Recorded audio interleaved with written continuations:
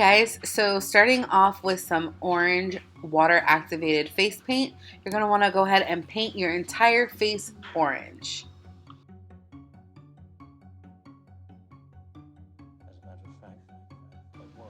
Alright, and then what you're going to want to do is just drag this orange paint down your neck. It'll give you a mask-like appearance, and we're going to do some shading to this later so it actually looks like the mask is sitting above our skin. Alright, so using your black water activated face paint, you're just going to want to draw on your pumpkin queen's mouth. You're going to make it look a little bit rigid and like it was cut out. So you're going to want to make the lines not perfectly straight, but a little curvy. And then you're going to want to draw lines off of those lines to make it look like it was a little bit cracked and not so perfect.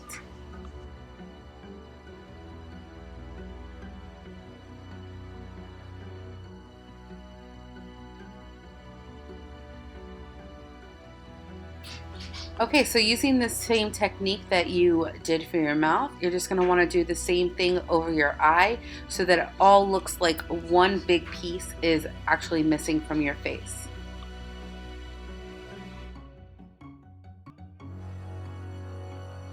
And then once you have all your lines drawn in, just go ahead and fill in all the negative space, and this will make it look like it is actually missing. Color in black, obviously.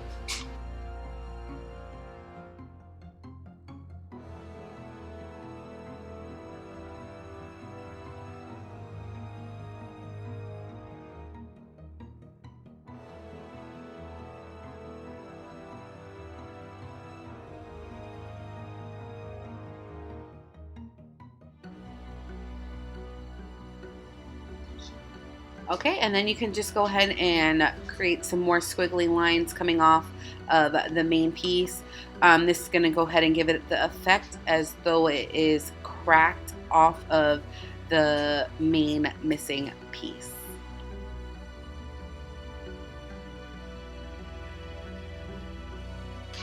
Go ahead and draw in your pumpkin skeletal nose and just fill that in as well.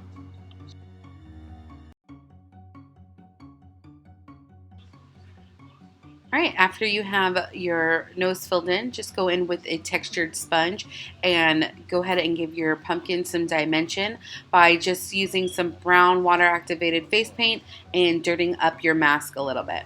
And then here I am just adding some contour. I'm taking a dark orange eyeshadow and just contouring the sides of my face. I'm also taking that dark orange eyeshadow and go ahead and contouring my temples, right above my forehead. Anywhere that you would usually contour, you can go ahead and use that with the orange eyeshadow.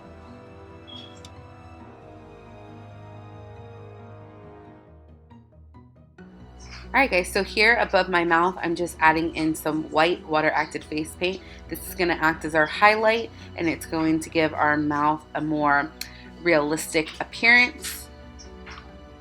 You're going to want to do this to the entire mask. This is going to make everything stand out a lot more, and it's going to give you a lot of dimension into your face.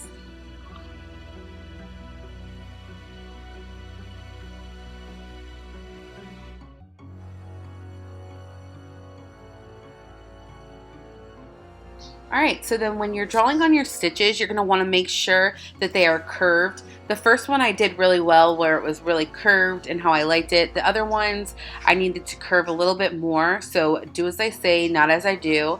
And then make sure that each line is curved. This is going to give it more of an appearance as though it's going into your skin and not just laying directly on top of your skin. Okay, so once we have all of our stitches drawn on, you're going to want to take that same orange eyeshadow that we used for our contour, and you're going to want to take this to the curved edges of all of our stitches. This is going to make it look like the stitches is actually going into our skin. This is just the start of it though, so you're going to want to add a little bit of orange, and then the darker that you go and the closer to the stitch that you go, it'll make it look more sunken into the skin and the deepest part of the hole. So here I am just going in with a black eyeshadow, and like I said, I'm going right up to the very closest part of the stitch, and it is just going to give it that more sunken in appearance. And then I'm actually going to take some water activated face paint in black and do the same thing, and this is just going to, you know, suit everything all together and make it look really realistic and like a real stitch. And then taking the same black eyeshadow, you're just going to want to go ahead and shade everything. You're going to want to make it look like one stitch is laying on top of the other. So by doing some shadowing and some shading around one of the stitch, it'll actually make it look as though they are overlapping.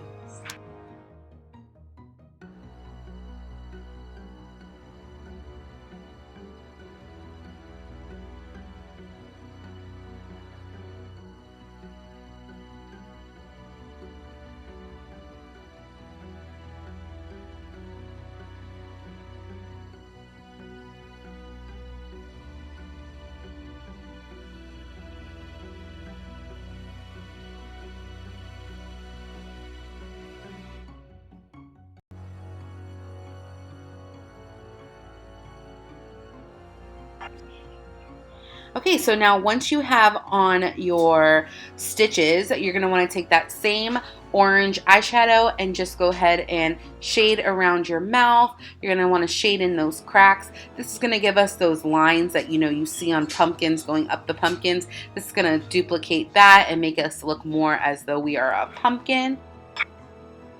So then go ahead and start shading in where we want it to look as though we are wearing a mask. You're going to want to take a dark eyeshadow. It can be black, it can be brown, anything that's going to cast a shadow on your mask. You're going to want to go ahead and fill this in, and then taking a black water activated face paint, you're going to want to go just in the V part of the neck, and then that will make it look as though that is the darkest shadow, because that's where the darkest shadow would start if it were to be laying on top of your chest. Once we have everything shaded in on the mask, you're just going to want to add, more of that orange eyeshadow going down your neck to give you those lines looking more like a pumpkin. Adding some highlight to the ends of the mask just gives it more of a flavor and makes it look more realistic. Here I'm just touching everything up, adding some brown eyeshadow into the hollows of my eyes to make them look more sunken in, and then you are going to be a pumpkin queen.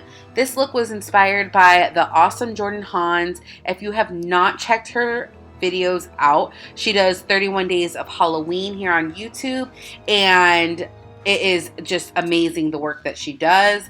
So definitely check her out if you haven't already. I hope you enjoyed this video. Here I'm just again adding on my little vines. I'm gonna go ahead and stick some beautiful leaves and pumpkins into my hair, and I will be the pumpkin queen. So happy Halloween, guys. I hope you enjoyed this video.